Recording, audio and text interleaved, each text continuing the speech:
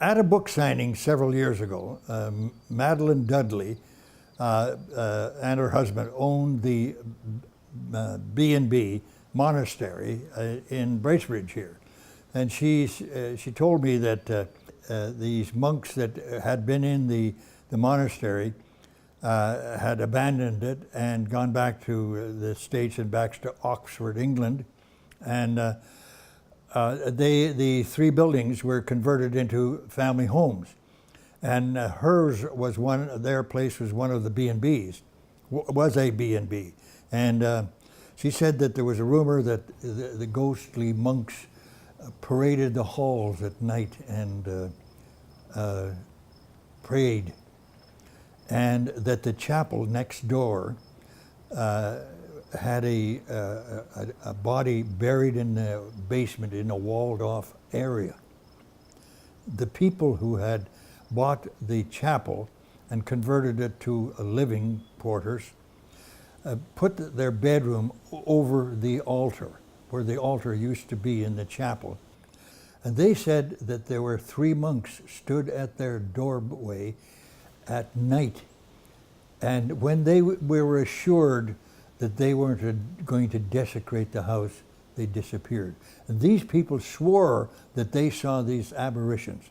Well, this excited me. They're beautiful buildings, beautiful stonework. There's a bell tower still there. There's a chapel with the shape of the chapel is there. The stained glasses are gone, stained glass windows. But it triggered something in my mind. I toyed with several plots, but I hit on this chalice. The Society of St. John the Evangelist in Oxford, England, was commissioned to commemorate the celebration of Queen Victoria's Diamond Jubilee with a suitable icon. The monks of the society decided that a chalice would be fitting and would be used in the Eucharist during the celebration in St. Paul's Cathedral. Because of the skill required to shape the chalice, it was the custom to produce two at the same time. Chalice is a vehicle that carries the story. It's like a ghost player.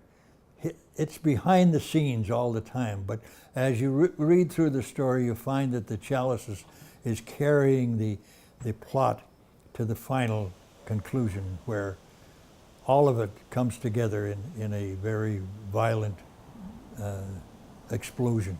I'm in my 95th year now, and I really don't think I have another book in me. But